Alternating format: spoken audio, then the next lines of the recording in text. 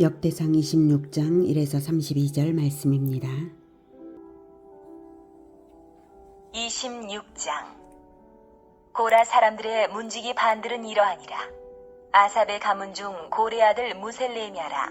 무셀레미아의 아들들인 맏아들 스가랴와 둘째 여디야일과 셋째 스바랴와 넷째 야드니엘과 다섯째 엘람과 여섯째 여호하난과 일곱째 엘 여호에네이며 오베데돔의 아들들은 맏아들 스마야와 둘째 여호사박과 셋째 유아와 넷째 사갈과 다섯째 느다넬과 여섯째 암미엘과 일곱째 이사갈과 여덟째 부울레데이니 이는 하나님이 오베데돔에게 복을 주셨습니다. 그의 아들 스마야도 두어 아들을 낳았으니 그들의 조상의 가문을 다스리는 자요 큰 용사라. 스마야의 아들들은 오드니와 르바일과 오벡과 엘사밧이며 엘사밧의 형제 엘리후와 스마갸는 능력이 있는 자이니 이는 다 오베데돔의 자손이라. 그들과 그의 아들들과 그의 형제들은 다 능력이 있어 그 직무를 잘하는 자이니 오베데돔에게서 난 자가 62명이며 또 무셀레미아의 아들과 형제 18명은 능력이 있는 자라. 무라리 자손 중 호사에게도 아들들이 있으니 그의 장자는 시므리라.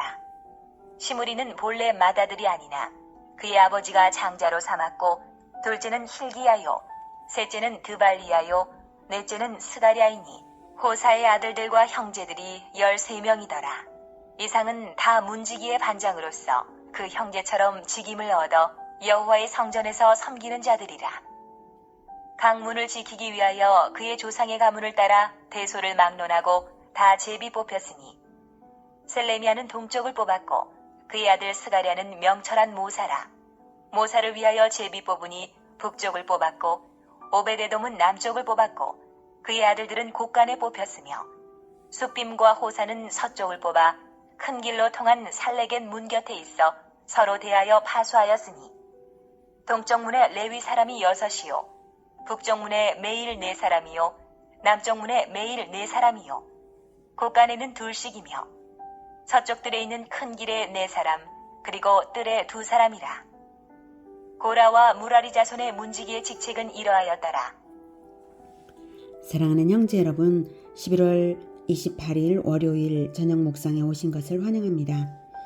역대기는 바벨론 포로 생활에서 돌아와서 이제 예루살렘 성전을 다시 재건하고 성전 중심의 예배 공동체를 일으킬 역사적 사명을 받은 이스라엘 사람들에게 격려를 주기 위해 쓴 책입니다. 가장 위대한 신앙의 모범이었던 다윗을 보여줌으로써 용기와 도전을 주고자 했고요. 성전 중심의 봉사 조직을 체계화하는 것도 중요한 모범이 됩니다. 23장은 레위인 전체 개수 및 성전 봉사 담당을 24반열로 조직했고요. 24장은 제사장들을 24반열로 조직했고요. 25장에서는 찬양대를 24반열로 조직했고 본장은 문지기, 창고지기, 서기관, 재판관의 조직 정비를 보여주고 있습니다. 19절까지는 성전 문지기 24반열입니다. 11절까지 성전 문지기 24반열의 책임자의 명단이고요. 11절까지가 그리고 12절부터는 이제 각 반열의 담당 구역을 공평하게 결정하는 모습들입니다. 어떻게 제비 뽑기를 통해서죠. 문지기들이 하는 역할은 성전의 각 구역을 지키고 규례에 합당하지 않은 자가 출입하지 못하게 하는 등의 일을 합니다. 주목되는 부분은 언약궤를 석 달 동안 보관하고 있었던 오베데돔의 가문이 전체 성전 문지기의 3분의 2를 차지하고 있다는 점입니다. 표로 볼게요. 대표자들의 명단인데 무셀레미아의 이제 계열과 오베데돔의 계열 이만큼 길죠. 그리고 호사의 계열입니다. 이렇게 절반 이상을 차지하고 있습니다. 이것은 하나님께서 섭리하시면서 오베데돔의 지배, 복을 베풀어 주신 결과임을 우리가 확인할 수 있습니다. 언약궤를 다윗성으로 옮겨오기 위한 첫 시도에서 우사가 언약궤를 손으로 만짐으로 즉사한 사건이 있었는데요. 그때 다윗은 두려워하여서 언약궤를 다윗성으로 차마 옮겨오지 못하고 가드림몬의 오벳 에돔의 집으로 메어가게 했습니다. 우사의 죽음은 언약궤 운반 자체가 잘못이 아니라 언약궤를 율법의 규례대로 대하지 못함으로 말미암은 사건인데요.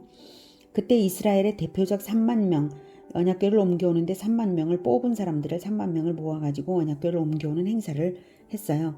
근데 그 3만 명 중에 단 한 사람도 그 규례가 잘못됐다는 걸 말한 사람이 없죠. 다윗도 물론 몰랐고 대제사장들도 몰랐고요. 이 대표적인 3만 명조차 아무도 규례에 어긋난 것을 알지 못하고 있다는 실상이 바로 그 사건에서 나타난 것입니다. 그런 상황에서 오벳에돔은 언약궤를 받아들여서 석 달 동안 보관하는데도 아무 일 없이 오히려 축복을 받았습니다. 오벳에돔이 믿음 있고 율법에 밝은 사람이었다는 것을 알 수가 있는 부분이죠. 그래서 자손의 번성으로 하나님의 복이 증명된 것입니다. 오벳에돔의 집에 주신 복은 그저 수적인 번성만이 아닙니다. 6, 7, 8절을 보면 그의 아들 스마야도 두 아들을 낳았으니 그들의 조상의 가문을 다스리는 자요 큰 용사라. 스마야의 아들들은 오디니와 르바엘과 오벳과 엘사밧이며 엘사밧의 형제 엘리후와 스마기아는 능력이 있는 자이니, 이렇게 능력 있는 자들을 낳았고요. 이는 다 오벳에돔의 자손이라. 그들과 그의 아들들과 그의 형제들은 다 능력이 있어 그 직무를 잘하는 자이니 오벳에돔에게서 난 자가 62명이며 이렇게 다 능력이 있고 직무를 잘한다 라고 하고 있죠. 이렇게 지도자여 능력 있는 자들이 되었다는 것이 축복이죠. 우리 모두 하나님의 말씀을 잘 배워서 오벳에돔처럼 말씀을 따라서 직무를 잘 섬길 줄 알므로 말미암아 복을 받기를 원합니다.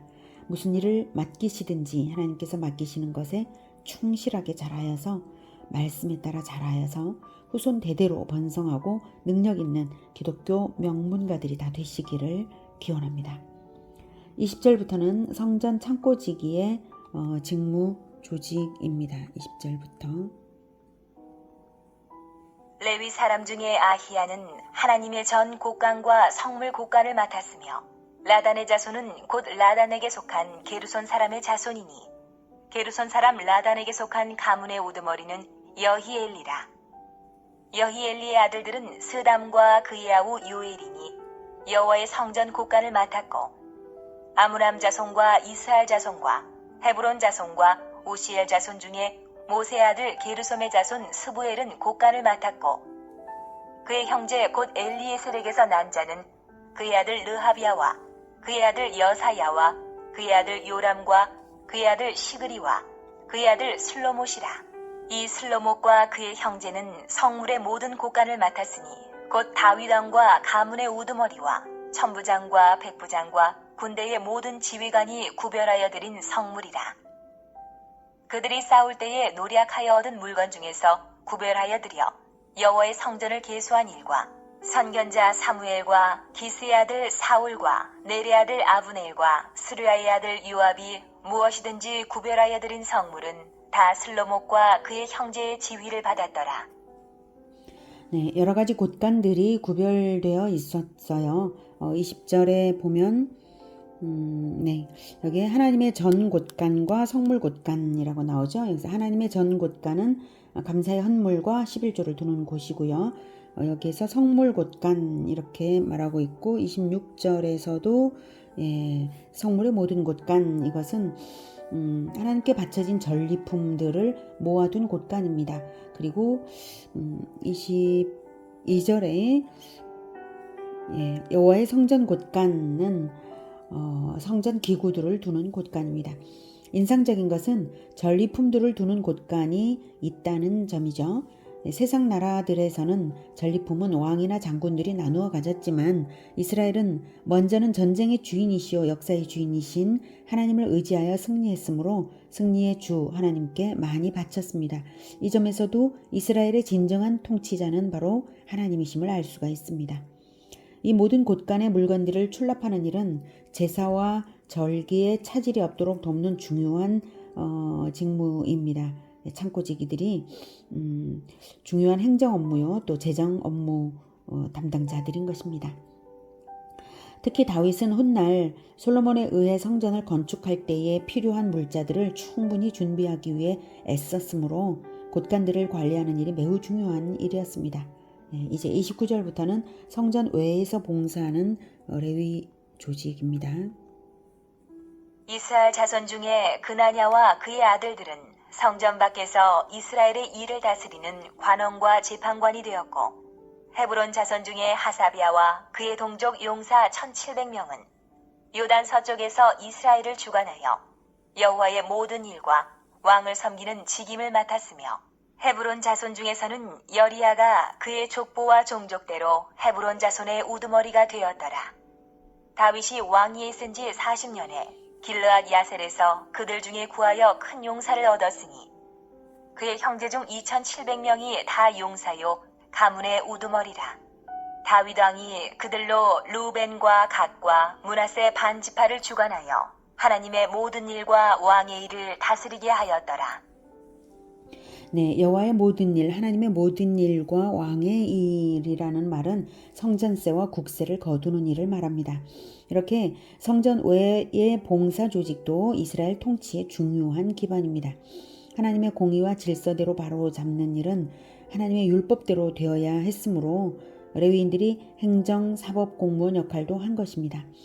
이 일에 봉사하는 레위인들을 모두 합하면 6,000명에 달했다는 것이 23장에 기록된 대로입니다. 율법을 아는 행정가와 재판관들이 있으므로 비로소 다윗의 나라가 신정왕국으로서의 실질적 효과를 발휘하게 되는 것이죠. 이들은 이스라엘 사회 전반에 걸친 다양한 영역에서 백성을 섬기는 그런 통치 조직을 이루었습니다. 다윗이 왕위에 있은 지 31절에 왕위에 있은 지 40년에 길르앗 야셀에서 그들 중에 구하여서 큰 용사를 얻었으니 이렇게 말하고 있는데요.